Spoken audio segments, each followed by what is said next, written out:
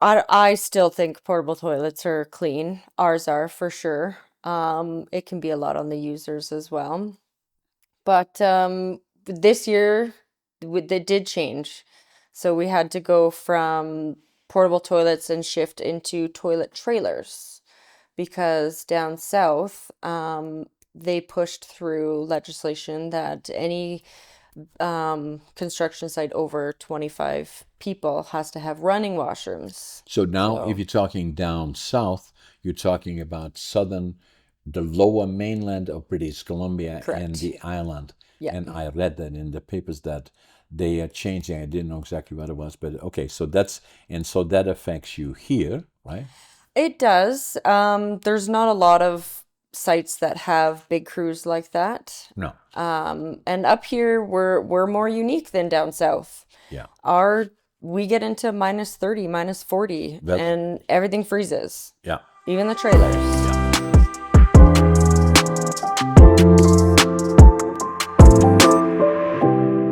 Hello, I'm John Brink, and we are podcasting on the Brink from downtown Prince George, British Columbia, Canada. And for all those people watching us from around the world and say, oh, okay, yeah, we know where Canada is. Okay. And we know the West Coast, is that British Columbia? Yeah, it is. And it's this big city, Vancouver. We are 500 miles or 800 kilometers for our European friends north of Vancouver. And Prince George, beautiful city, beautiful area, lots of timber, lots of trees, lots of nature. And around us, we have black bears, grizzly bears, caribou, deer, foxes, you name it, living in harmony. It is what I call paradise. Today, we have a very, very interesting guest, local guest.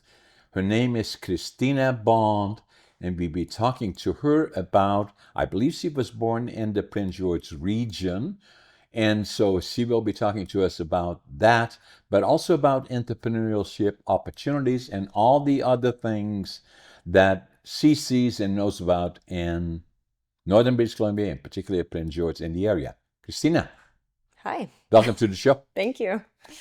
So, you're born in this region? Born in Prince George, yeah, born and raised. Born and raised in Prince Yeah, George. never left. Never.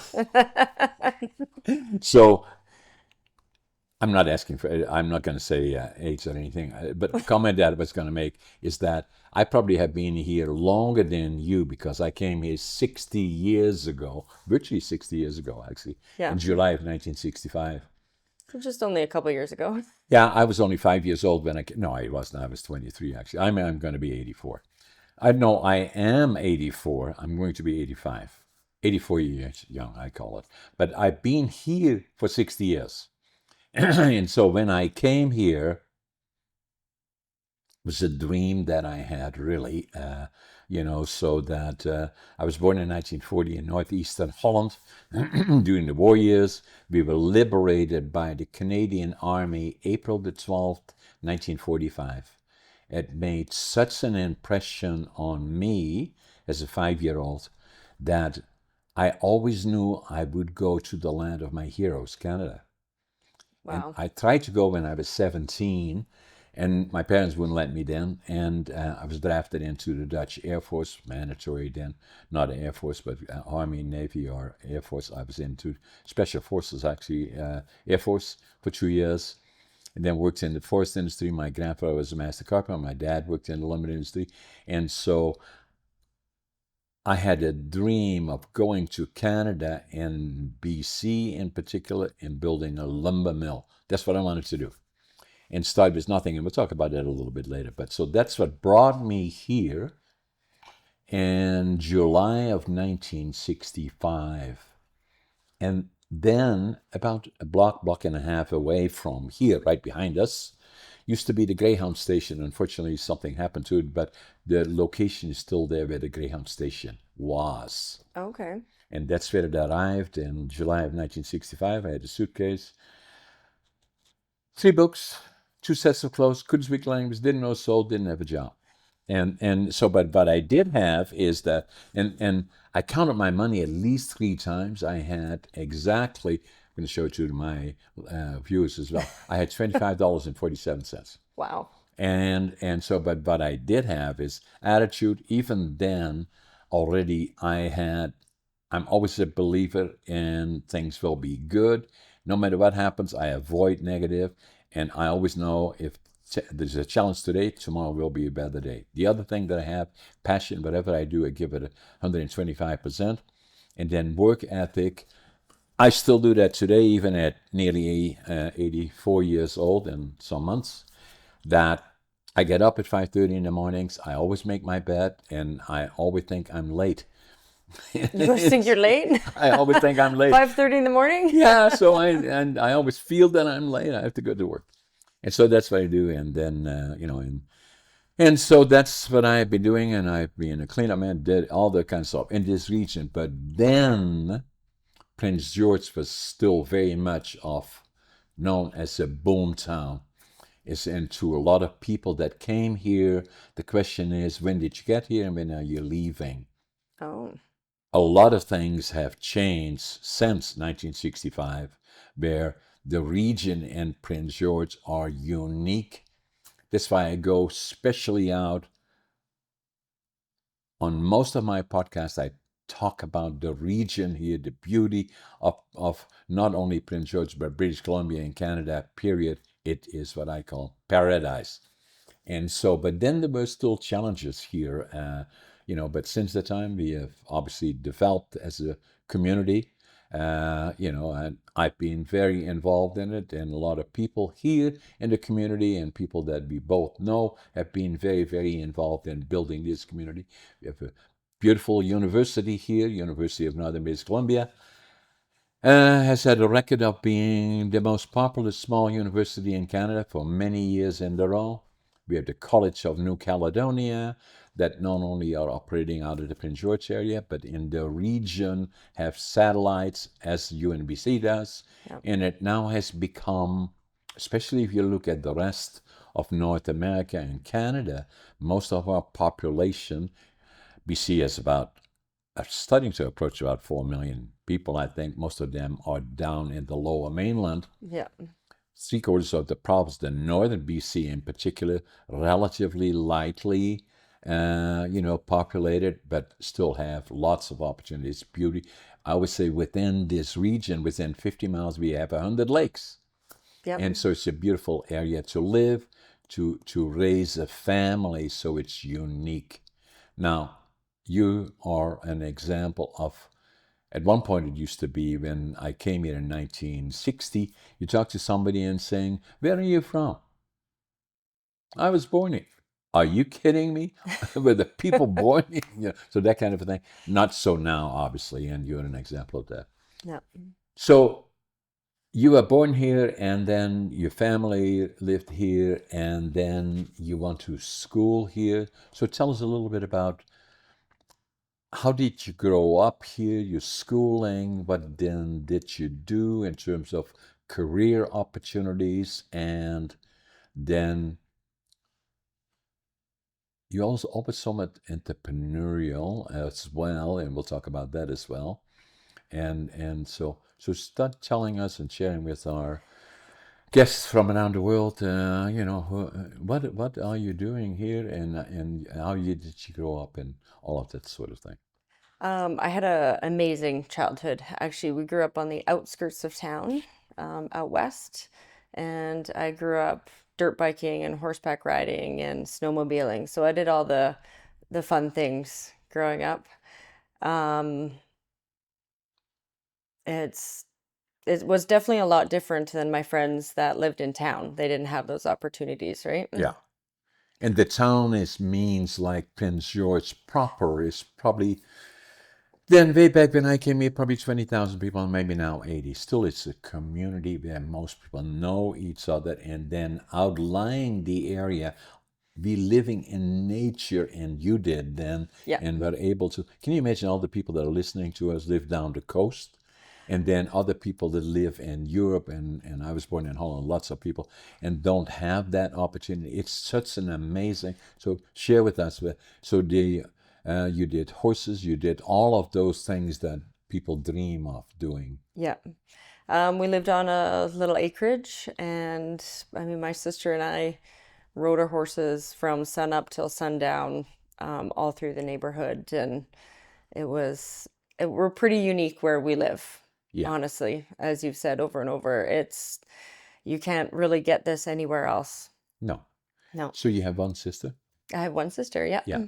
And she also lives in the area? Yeah. No, she moved away as an older teenager to Lethbridge, Alberta. Okay, well, it's a nice area too. Yes, You know. yeah, and she also has horses and 4 kids, and she lives down there. So what do you do with horses? I used to barrel race. Okay. Yeah. And Barrel racing for the people watching us is a sport that if you want to see what it is, go Google barrel racing. But it's a very, very active sport, especially for its horses. They go around certain distance, come around, and that.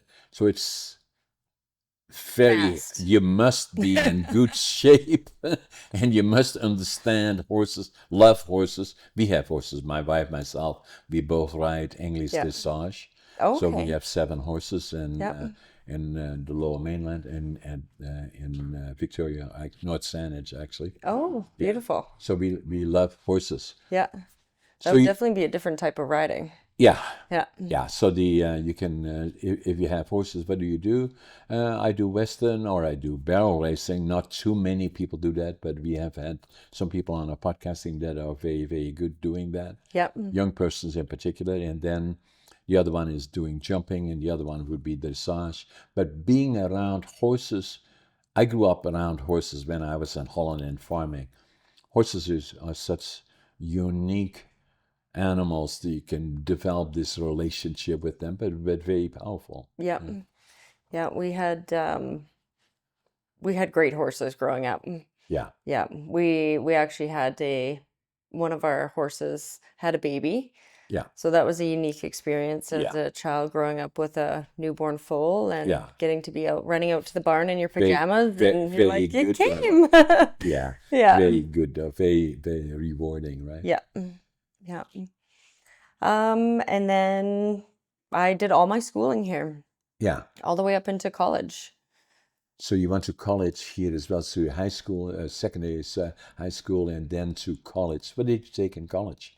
I actually did my ECE, early childhood education. Okay. So I taught preschool.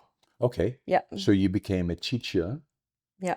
and so that is part of the career that you have followed, or Well, I didn't really know what I wanted to do. yeah. I wasn't very good at school, but I worked really hard. So I knew What that happened? What happened? I don't know, school and I weren't friends, but Oh no. I worked really hard and got past everything, got good grades for the most part, but I had to work a lot harder than other people. Okay, well, I Yeah. was not going to say anything here, but I was neither. I failed grade 3 and I failed grade 7 3 times. Really? Well, I Yeah. did grade 2 twice. Oh, darn. So you So definitely beat me there. I give presentations to people, and then I tell them about this. I failed grade 3 and then failed grade 7 3 times. And I usually say I did a presentation, 100, 150 people. I don't know how many people were there, and then I talk about that a little bit, and then I said I don't know anybody that failed grade 3. And way in the back was a lady who said I failed grade 3. I said just the two of us Yeah. until I met you, obviously. And then grade 7 I failed 3 times, and then they said to my parents, what are we going to do with this guy? And so my parents, beautiful people, other people said, send them to the mentally challenged school. They said, no, you're not going to do that. Yeah. Okay, so then what are they going to do? I was 12 and a half years old, and early 1950, obviously. I was born in 1940. And so they said, my dad was in lumber, my grandfather was a master carpenter. Maybe send them to, my dad had a friend that had a furniture factory. Send them to the furniture factory. Now, school came out on Friday, the third time, grade 7, and again, the same. John failed again. And so I went home, we had the kids And Holland then had 4 weeks holidays, not 3 months like you have here, something like that. Yeah. But so my dad said, okay, well, there we go. Then, so Friday the school came out. On Sunday, we went to the store from his friend, the clothing store. They had to find coveralls because I would go on my bike to the furniture factory, and so they had to find coveralls. Now I was relatively small, so I had to get 3 pairs of coveralls. So I had the ones that I had to roll up here. The crotch was hanging by my knees, modern now, but then it wasn't.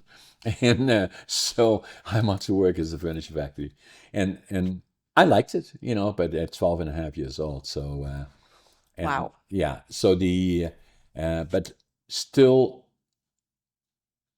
what happens, kids can be hard on each other. And so the Yes. friends that I had in grade 7, that were going to school with me and that all would go together on their bikes in Holland. Everybody has bikes, as you know. Then I was a laborer, so I was looked down on. I'm proud of that today, but then it was kind of looked. But even with all of that, I lived in my own world, and I had this dream, I was just as smart in my mind, not better than, but just as smart as everybody else, and so I dreamed about still going to Canada and then starting over again from the ground up. Went into the Air Force, did well there, but that always stayed with me. And then when I was 23, I decided to go, but I wanted to start with nothing, just to prove to me, not to anybody else, Yeah. that I was just as smart as anybody else. I had my dream of building a lumber mill. I wanted to start with nothing, or nearly nothing. So when I came off the bus, as I said earlier to you, I had my suitcase, 3 books, 2 sets of clothes, and then counted my money at least 3 times, $25.47. Started as cleaner man, blah, blah, blah, blah, blah, blah, all the other kinds of things. And then obviously I have a mill now and a number of other companies, but it's not about that. But it's about, so what happened to me as to why, then I was called everything. He's dumb, he does know this, and he's gonna never amount to anything, all this kind of stuff. But I was beyond that. I lived in my own world. I knew better then. And then what happened is, I'm gonna take one of my books here. And so I went to so this was 1997. Up to that point, I was already here for 32 years. I was already Everybody said, "Oh, you're so successful," and blah blah blah, and I had businesses and all the other. But I didn't feel that way, And Yeah. then one day I went to the store, Third Avenue. It's still there. Books on Third Avenue, or Books on Fourth, whatever the name is of the company. Like But Books and Company? yeah, Books and Oh. Company. That's where I went to. Yeah. January 1997. I picked up a book. This book here, it's the same book. I picked it up, driven to distraction. I never even I have no idea as to why I picked up this book. It spoke to you. Hmm? It spoke to you. Yeah. Mm-hmm. And the book is about ADHD. I never even heard of it. And I was standing there and looking at it and reading it, and I said, "Oh my God, that's me." Yeah. And I wrote in the book in Dutch, as you can see, January 1997. This is the actual book. In Dutch, I wrote, "Now I finally know who I am." Wow. And so the more, and the reason that I wrote it in Dutch, because it implied indirectly, it was a mental disorder. And so the more I read about it, and the more I looked at Google and the other parts, the more I started to realize it took me 1997 January, it took me 5 years to go to my doc after I had done the research. The doc was a personal friend, delivered our 2 daughters. I'd known him for a long time, and he said, "Hey, John, why are you here?" I said, "I think I got ADHD." So we checked it out. I do, So then I was 62 years old at that point. And That's when you found out by a doctor. yeah. Wow. Yeah. And so That meant for 550 years, because it's 12 and a half and I left school, and that I never quite know who am I, why am I different. And then when I got this book and started looking at Google, I realized it's a superpower. And I believe that today. Yeah. And so it changed my life. And and I talk about it. Not in every conversation or every presentation that I do, Yeah. but since we talked about the success or the lack thereof, is that the so people say to me now, sometimes they're saying, so you still feel bad about it that you left school at grade 7? I say, I do, even now, still today. Even today, I Yeah. should have left earlier. So tongue in cheek a little bit here, but I did change my training my own way. Already had an interest when I was young, and listening to people that had been successful in areas. So I did my own training and education.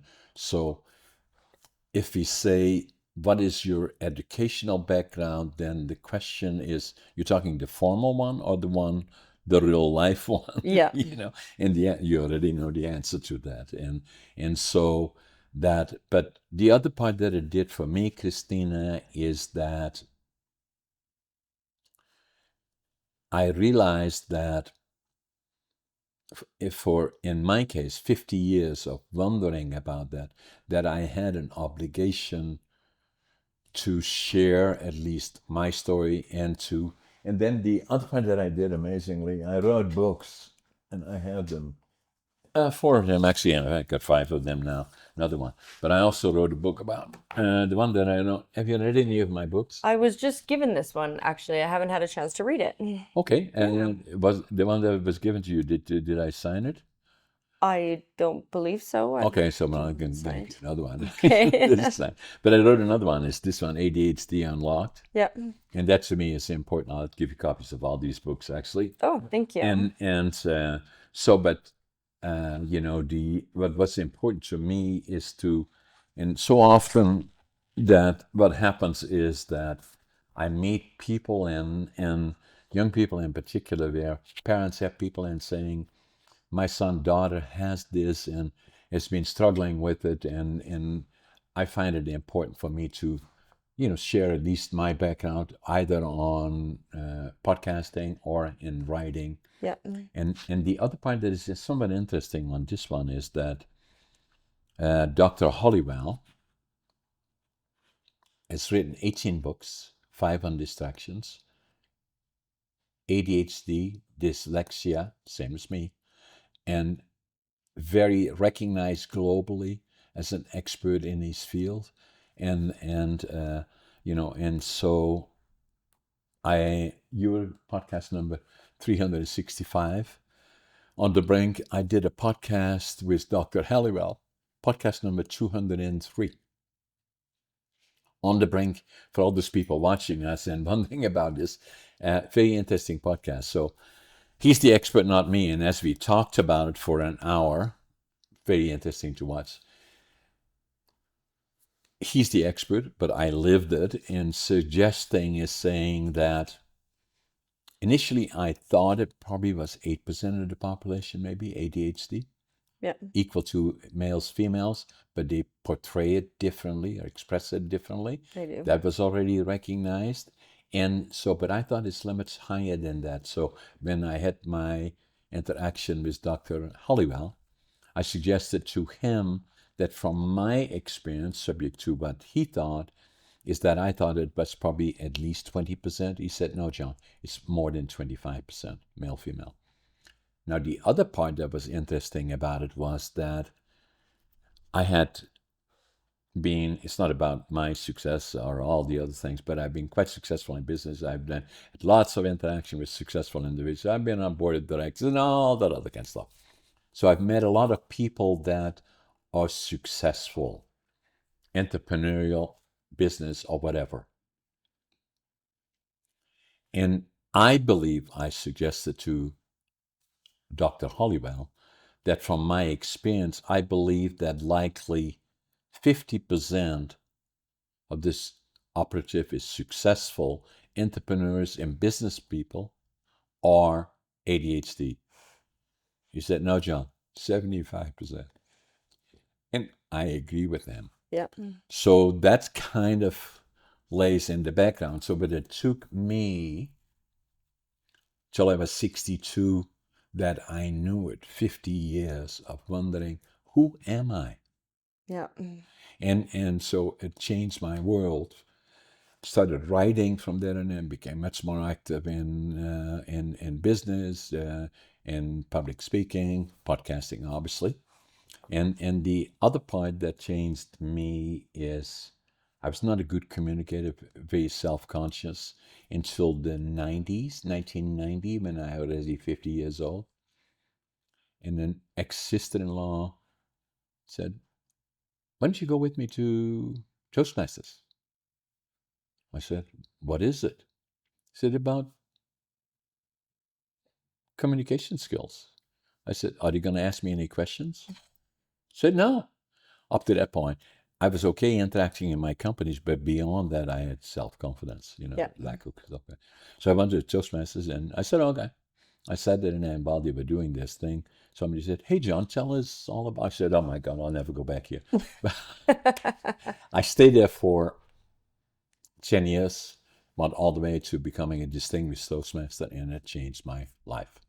And obviously, so then going back to schooling, that's so many people have challenges with. For me, obviously, it was obvious that ADHD was an issue. The other part, maybe in my particular case, going seeing Fatimans, doing the Warriors and all the other things, PTSD, still part of my life anyway, and a child. But first and foremost, learning and all of those things was ADHD. That's still and to then understand it and making it working for you.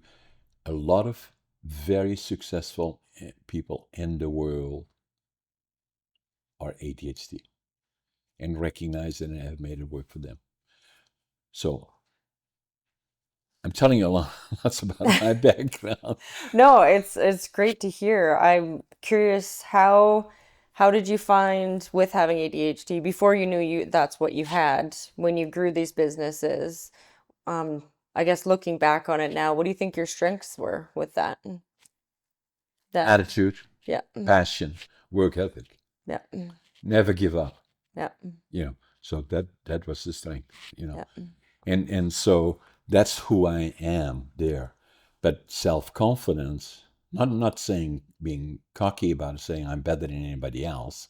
No, that's not it, but then knowing and recognizing that ADHD is not a liability. It can be an asset. Once you understand it, make it work for you, Yeah. then it can work. And a lot of people say to me, how do you have 10 different companies and you write books and you do all this stuff, you're podcasting, you do it. How do you do it? I say ADHD, that's how I do it. So that's kind of what I do. Yeah. Well, that's pretty amazing. I read through some of the things for ADHD a little while ago and called my mom. I'm like, hey, how come? Well, I fit a lot of these. She goes, oh, yeah, I know. Oh, I was like, oh, okay. She goes, yeah, you were directable.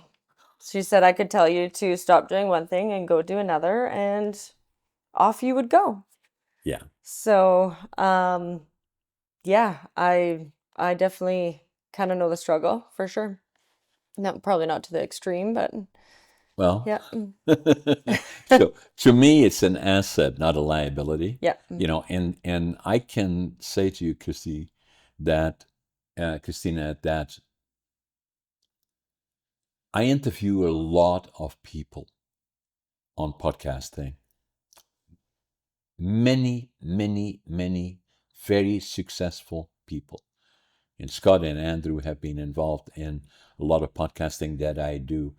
And it is unbelievable the times that happens to say, I didn't tell you that, but I'm ADHD as well. Yeah. Over and over and over again. Yeah.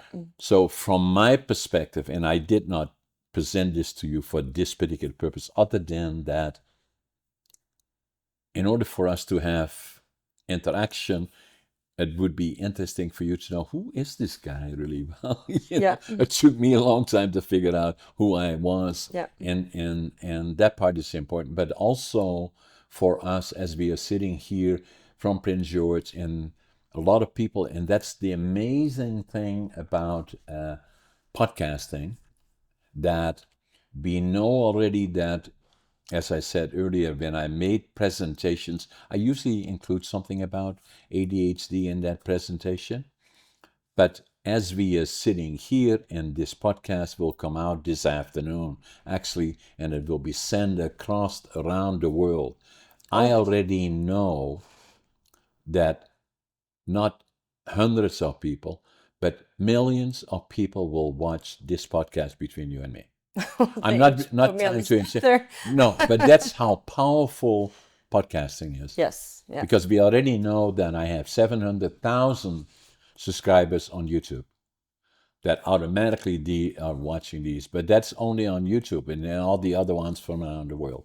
Yeah. And so that's the power of the podcasting, and that's the beauty of it. It's the new form of communication and media, where not newspapers, not all the other things, but podcasting will become one of the leading forces, and it's only at its infancy, Yeah. in my view, and I love it. So and so then so what happened in terms of communications? Well, I did that communications, and then the interesting part, if I go back to my school years, I always good at numbers, but I was not good at reading, hence ADHD and dyslexia. Yeah. I was good at writing, but not at reading. Yeah. And so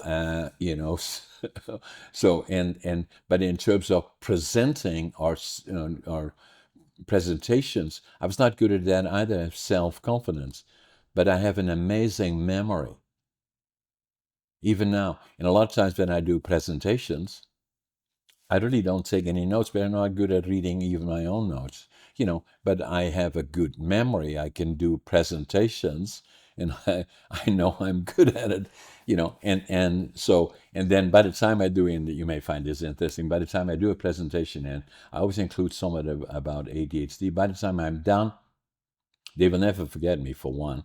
But on the other hand, a lot of people sitting in the room say, damn, I wish I had it too. Well, I was the opposite. I didn't like math, but I love to read. Yeah. Yeah. But, Let's talk about you a bit more now. So that was a challenge for you, being a struggle to get through there, yeah. schooling, and then so you realized that relatively recently that you were likely. Yes. Yeah, I did. And I mean, it makes sense for a lot of things about me, but I'm also grateful that I didn't know it Yeah. for a long time. Um, my mom was very adamant that she didn't want any labels on her kids back then. It was always a bad thing, as you had mentioned, right? But I found that I just worked harder. If I wanted to be better at something I wasn't good at, then I had to work 10 times harder than other people. And I was okay with that. Yeah. Yeah. And I feel like that's kind of led me to where I am in my life right now. So let's talk about that part. Is that so you trained as a teacher, and then at what point did the trigger go in terms of entrepreneurship? I had one more step in there. I had kids. Yeah. And then Two? two boys. Yeah. Yep. They're What are 15. the names? Caleb and Cooper. Caleb and Cooper? Yeah. Oh, interesting. And my son-in-law's name is Cooper as well. Yeah. Oh, Yeah. yeah. Okay. And How old are they? they're 15 and the youngest is almost 13. Yeah. So Yeah. the age where You now can really interact, and they are growing up much quicker these days than they did when I grew up. Yeah. Yeah, yeah, I definitely enjoy them a lot better at this age. right. Yeah, no kidding. Yeah, one plays hockey and the other one is jujitsu and MMA. I like it. Yeah. Okay. So, um, but The so I big had step in kids. between. Yeah. Okay. Yeah, had kids and decided I didn't really like other people's children that much anymore. I didn't have the patience. It was exhausting. I ended up with, well, no. So we went back. Childcare does not pay a lot. So especially in ECE, you don't get paid the same as a teacher, a normal teacher would, right? If you're in a grade school Right. with only ECE, which makes sense. They have a lot more schooling under their Right. belts. Um, but I realized that I couldn't go back to that after having the two kids. I couldn't afford the daycare or to be able to pay any of the bills with what I was making. So I kind of fell backwards into being a service advisor at an automotive shop. And that was really great. I was able to grow my people skills and customer service, and kind of got to a point there where I needed a change. And it was actually at that point where I had done up my resume and I was like, oh, I guess I should start looking for something. That I got asked to go sit down with one of our clients that brought their vehicles into the shop. They wanted to hire me as their operations manager to help run their business and grow their business. They had grown it to a point where they both had full-time jobs. This was supposed to be like their kind of Yeah. baby off to the side, but Yeah. they needed someone else now. Yeah. So they brought me in, and it was pretty amazing. It was a very eye-opening moment for me to have been headhunted to run this business for them. Yeah. And the confidence that they had in me to do that was it was pretty amazing. It allowed me to grow into even who I am So today. what kind of a business was it? Prince George portable toilets, Oh my God. porta potties. Porta potties. Oh my God. Now, then we have, I don't know how to say this. I knew this already, obviously, from the bio. Yeah. So I thought, interesting, Christina. Yeah, so what is going to be interesting if I talk to her about that part once we open that door and saying, what kind of business is it? And portable potty business. So then the only thing, one of my key, I have four silos in my business. One is lumber, one is warehousing, one is real estate, and then one is media. But talking about lumber, as you already know, lumber business is not very good. So Yeah. then I thought we have things in common because both our businesses are shitty businesses. That's true. I thought that's kind of a funny comment. But portable. So that's a very, very interesting business. But you now were headhunted to manage it, Yeah, but then you acquired it, I did. So which is a big step. it was huge. So they told me after they hired me that they had the intention that I would one day be able to own this business. If you so desire. Yeah, they wanted someone who loved their community and would keep this business a family-run business and grow it with our community as we went along. Yeah. Um, so within the first year of, oh, Sorry about it. that's all right. Yeah, yeah. Within the first year of running the business, I grew really big, really fast. Yeah. And it just got to the point where it was too much for them. Yeah.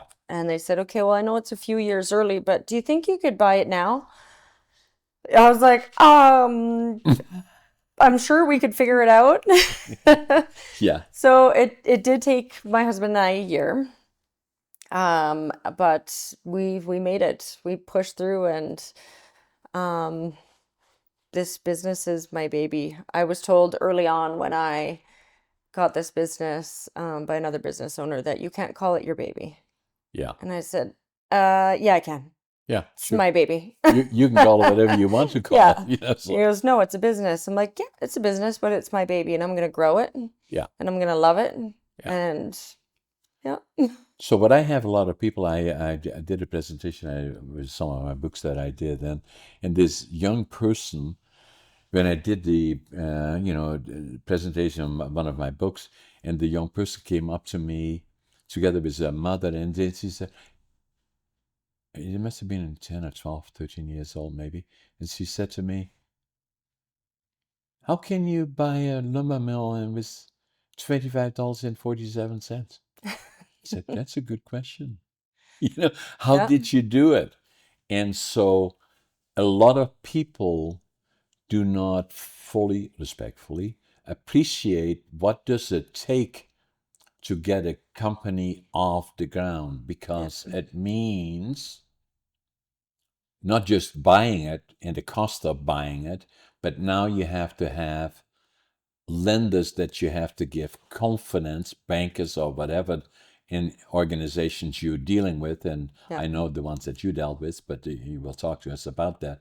But you have to convince this that you have a business case and it makes sense. yeah, You have to prove that your background as a business person, if you don't have it, then it becomes more of a challenge to do that. And at the same time, you have to be able to prove that you have knowledge, stability, and that you can manage the process of going forward.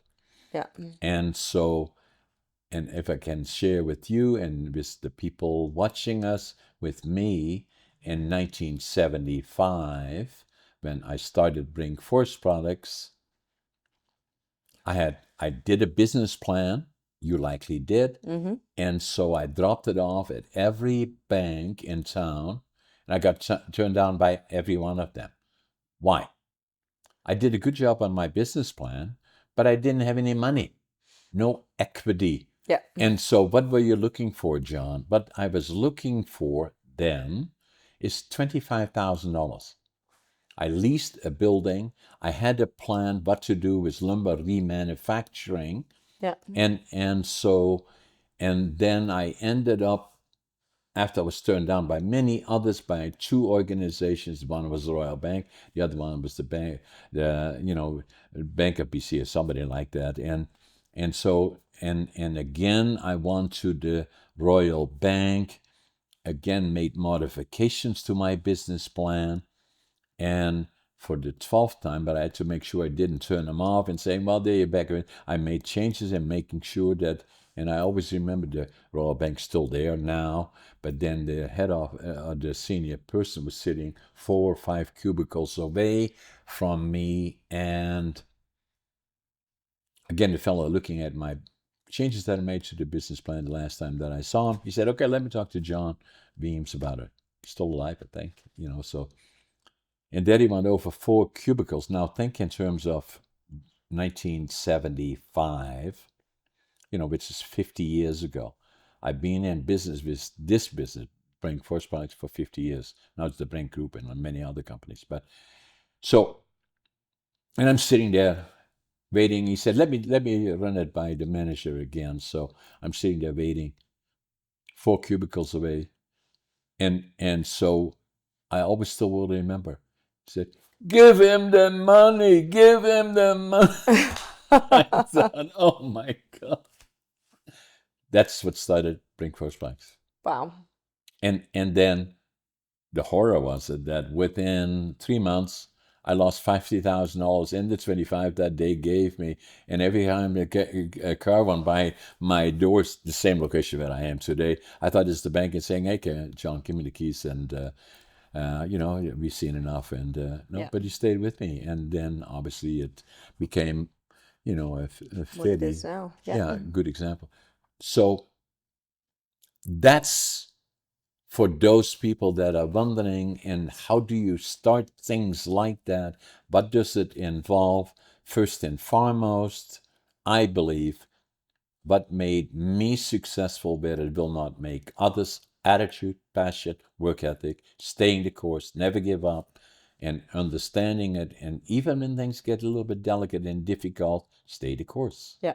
You know.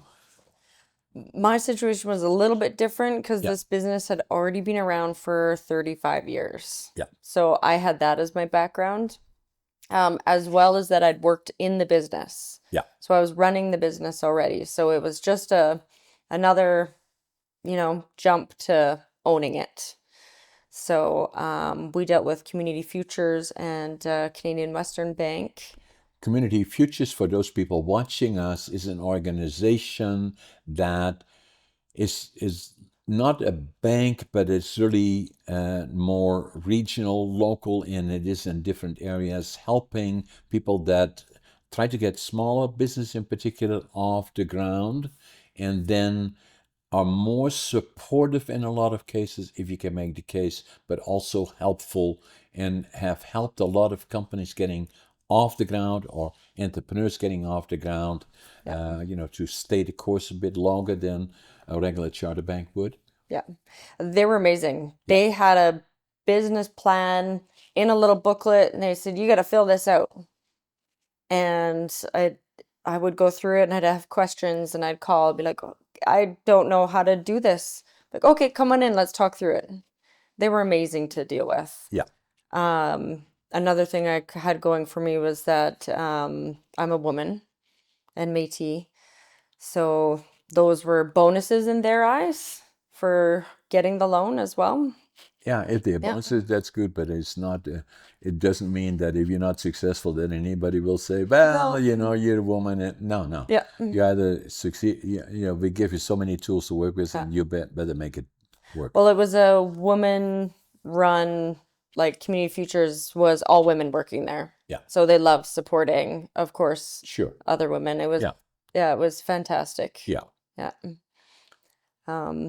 So yeah, we actually, August 1st, 2020 is when we officially owned the business. So now you're starting to approach, probably by August this year, 5 years. Yeah, or 5 years. Yeah. Yeah. And so, but the other part about it, let me a couple of comments for those people and that's part of our podcast that we're doing, because these discussions apply globally, really. Yeah. And I'm talking about business in particular. That male, female, it makes no difference. If you have, you have to create. How do you create something successful? The hardest thing is to start something from the ground up. But if, like in my case, I couldn't buy anything because I didn't have any money. And so I had to invent something, and that is risky, even more risky, because if I brought it in my case, finger jointing, where you take short pieces of lumber gluing together, Yeah. the naysayers were plentiful. They said that will never work and he's going to go under and down and blah, blah, blah. There is always lots of naysayers, but I had to, so if you can find, you meaning in a general sense around the globe, and it applies everywhere the same, an existing entity that is already successful and somehow can acquire it, that gives you an advantage. Yeah. If in your case you had the benefit, I'm not saying that you would not have been successful otherwise, but you already had experience working for them. Yeah. So it gave you that benefit, and then the other one, all the other things apply. Unless you had these particular tools that make you uniquely different, you would, even then with all of that, not have succeeded unless you had that. So Yeah. it does take nothing away from what you did. Now, the other observation that I was going to make is that business can be tough, like in my case, warehousing is doing fine, or real estate, relatively speaking, okay, media is doing okay, although it's not much money in podcasting, really, at this point, but at some point there will be. Yeah. Is that, and so that is okay, and, and then forced industry is a challenge.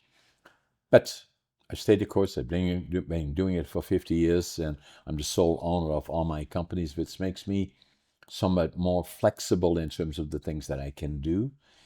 But you know, but I see in your business, portable washrooms in particular, that that part is in demand. No matter what happens, demand will increase, but doesn't only, and this is just by me reading about it in a general sense, Yeah. is that there is more requirement. It's not anymore just a potty, but it's going beyond that in terms of how can we make that more clean, comfortable, so that it is not something that you say, I don't want to go there. Yeah. And so that business is changing as you go forward.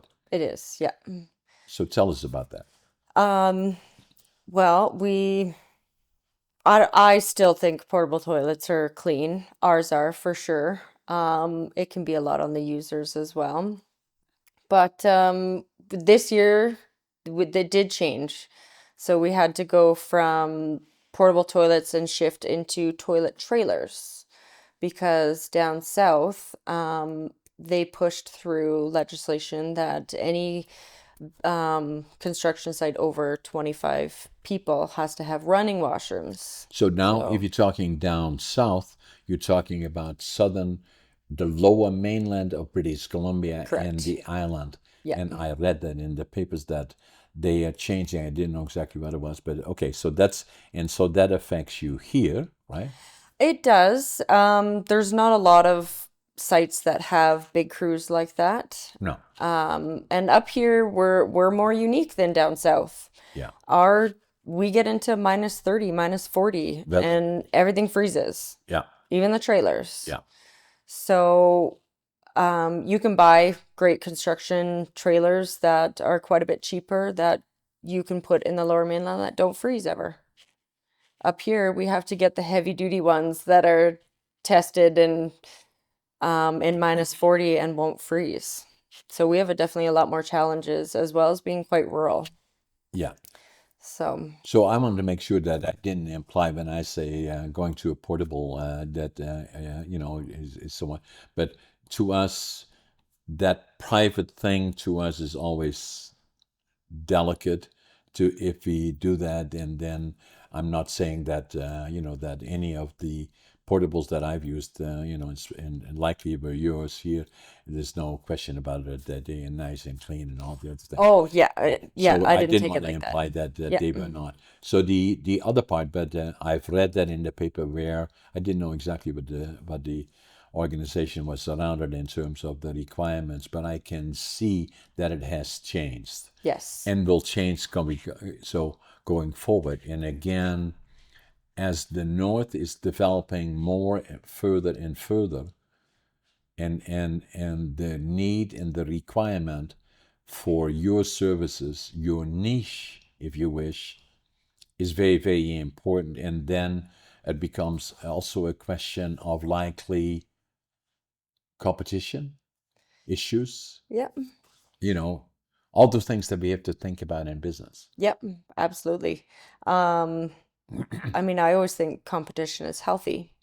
It keeps businesses more realistic with their prices. Yeah.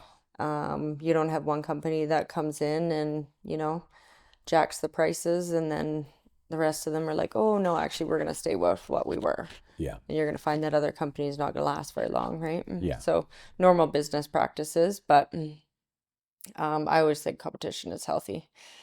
Yeah. Yeah, I do too. Yeah. So the future looks. It looks good. Yeah. We've added to our fleet. In 3 years, 4 years, we went from 400 portable toilets to 1,000. Wow. Yeah.